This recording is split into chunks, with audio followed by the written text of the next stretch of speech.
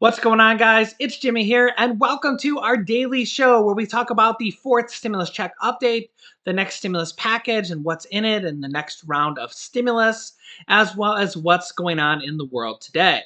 And if you haven't heard what's going on in the world today, my wife says you must live under a rock. Well, here's where here we go. Also, make sure to watch all the way to the end for the newest up-to-date stimulus information, as well as unexpected stimulus checks that some people are going to get. Derek Chauvin, a former police officer from Minneapolis, has been found guilty on all three charges in the George Floyd murder case. Second-degree murder, third degree, as well as second-degree manslaughter. I believe they said that the sentencing won't happen for 8 weeks. He's in jail right now, though, until then, and likely will be until the rest of his life, as the all three counts will likely add up to a long, long time in prison, if he even makes it that long in prison, as a lot of people are already speculating, unless they put him in solitary confinement forever. So here is the White House's response on this. Good evening. First, I want to thank the jury for their service, and I want to thank Mr. Floyd's family for your steadfastness. Today, we feel a sigh of relief. Still, it cannot take away the pain. A measure of justice isn't the same as equal justice. This verdict brings us a step closer, and the fact is, we still have work to do. We still must reform the system. Last summer, together with Senator Cory Booker and Representative Karen Bass, I introduced the George Floyd Justice and Policing Act. This bill would hold law enforcement accountable and help build trust between law enforcement and our communities. This bill is part of George Floyd's legacy. The President and I will continue to urge the Senate to pass this legislation, not as a panacea for every problem, but as a start. Today, a jury in Minnesota found former Minneapolis police officer Derek Chauvin guilty on all counts in the murder of George Floyd last May. It was a murder in the full light of day, and it ripped the blinders off for the whole world to see. The systemic racism the Vice President just referred to. The systemic racism is a stain on our nation's soul. The knee on the neck of justice for Black Americans. Profound fear and trauma. The pain, the exhaustion that Black and brown Americans experience every single day. The murder of George Floyd launched a summer of protest we hadn't seen since the civil rights era in the 60s. Protests that unified people of every race and generation in peace and with purpose to say enough, enough, enough of this senseless killings. Today's verdict is a step forward. I just spoke with the governor of Minnesota, who thanked me for the close work with his team. And I also spoke with George Floyd's family again. A remarkable family of extraordinary courage. Nothing can ever bring their brother, their father back. But this can be a giant step forward in the march toward justice in America. We're starting to get some parts and pieces about the second half of the infrastructure package, which is likely to be the human infrastructure, as Senator Bernie Sanders, which basically means stimulus programs, Social Security programs, buffing up things like Social Security, unemployment, anything that has to do with human infrastructure. And we're starting to get some rumors or some hints that they will be extending the child income tax credits. This is what I've been talking about as well. The second part of President Biden's infrastructure and economic recovery plan is expected to cost at least $1 trillion and include $500 billion in tax credits. The American Families Plan would extend the strengthened child tax credit all the way through 2025 and is set to expand child care and paid leave as well.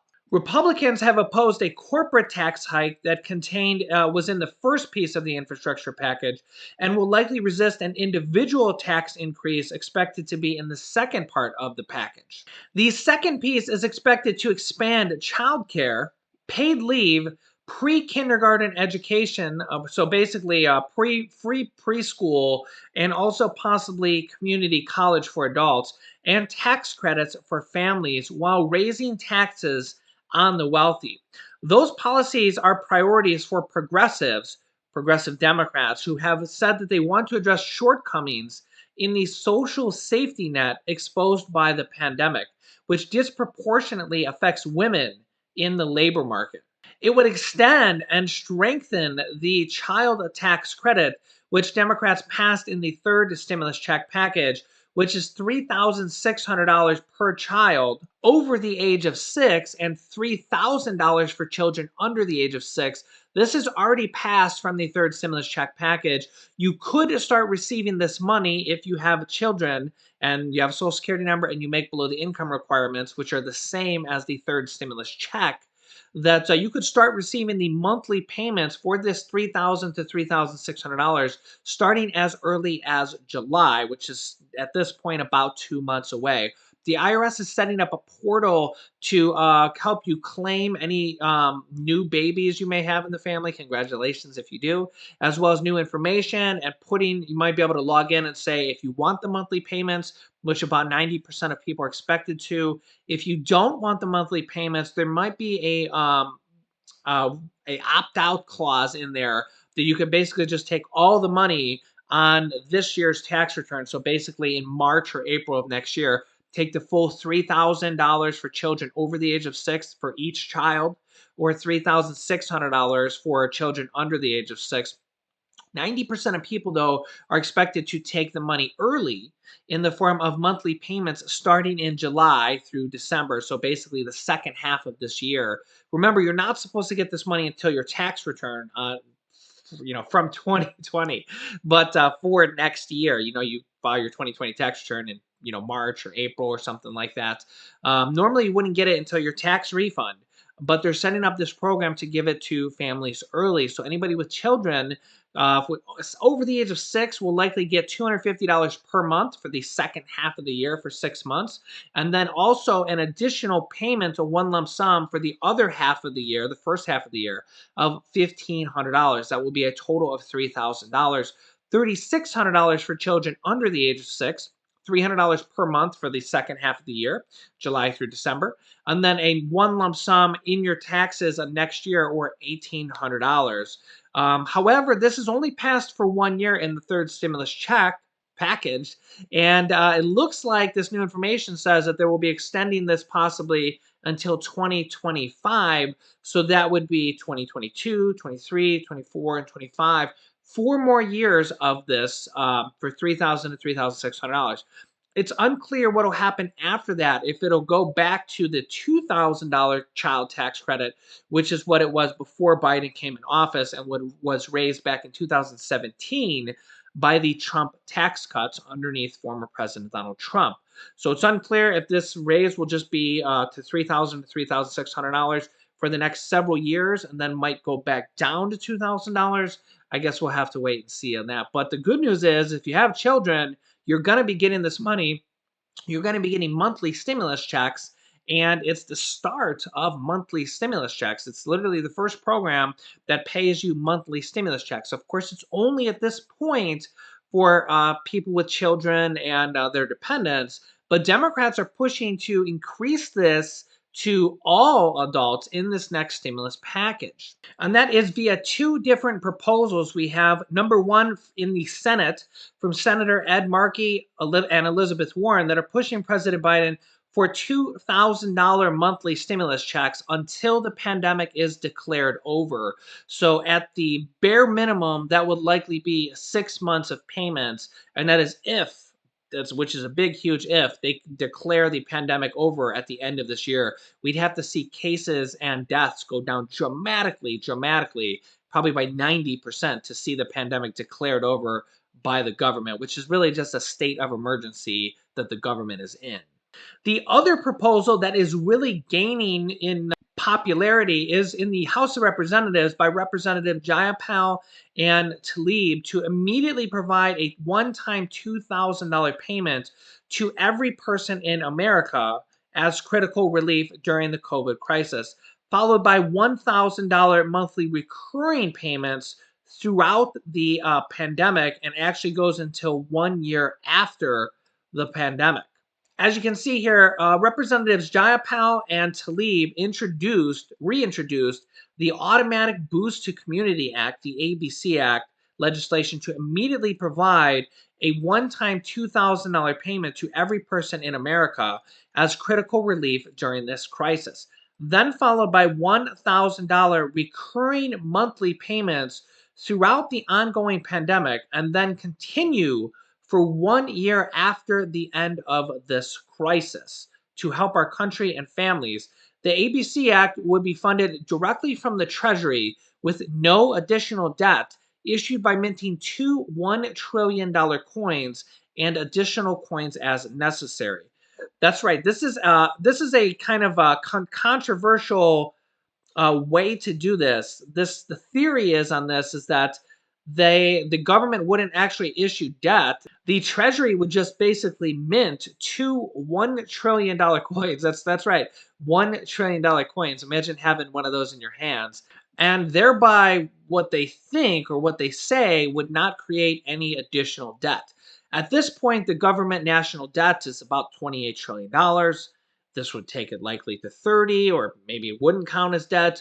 The national debt is just going to continue to go on up from here on, likely through the end of our lives. In 99% of years, maybe even more than that, depends on how you look at it. But the government always has a deficit every year, no matter who's president. All 4 years of Trump's presidents, Biden presidents, the government runs a deficit. So what your tax dollars pay for, and what the company's tax dollars pay for, which we know companies don't pay their fair share a lot of times, but whatever tax dollars the government brings in, they spend a lot more than that.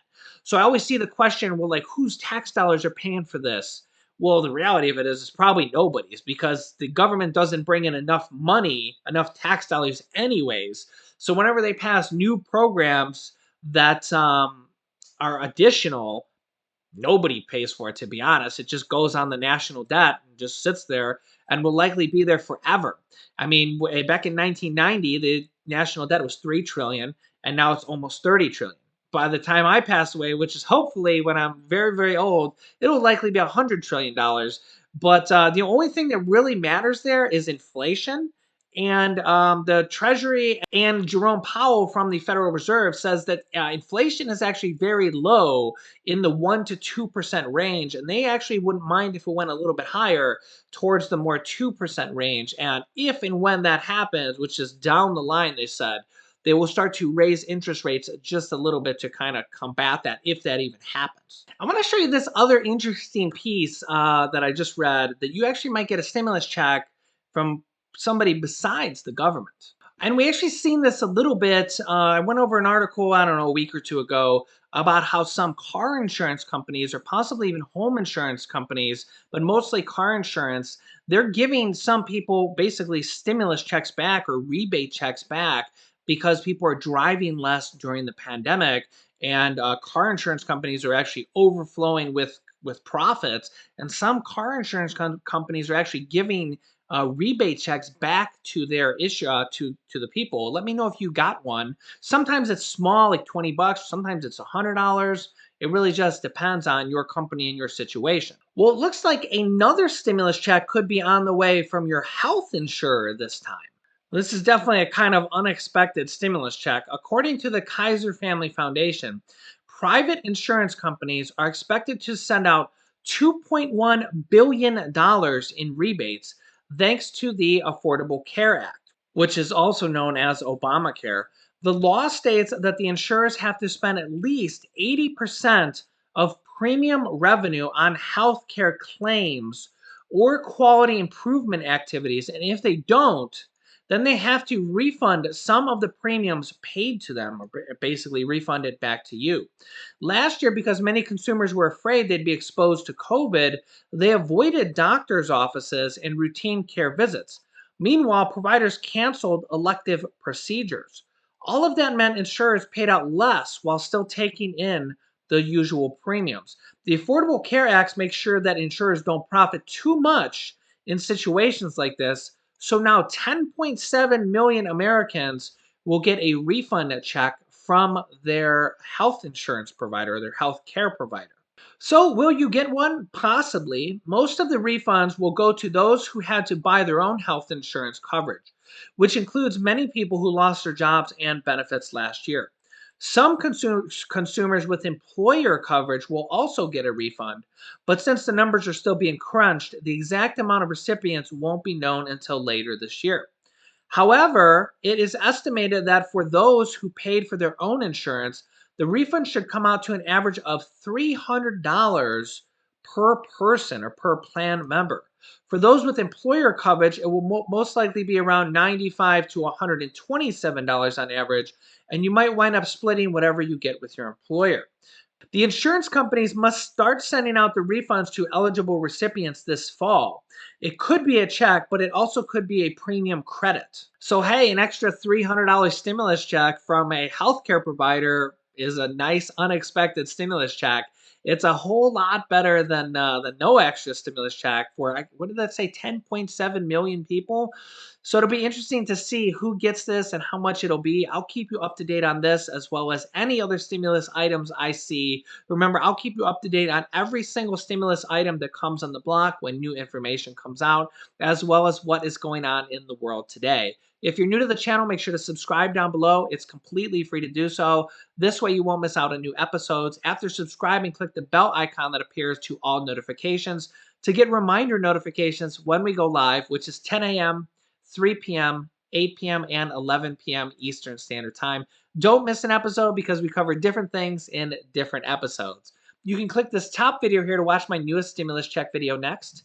And this video teaches you how to start your own business, which I teach people how to do on the Amazon FBA platform, where you can sell products on Amazon and replace your 9-to-5 income. Click on one of those videos next. Thanks, guys, and I will see you in the next video.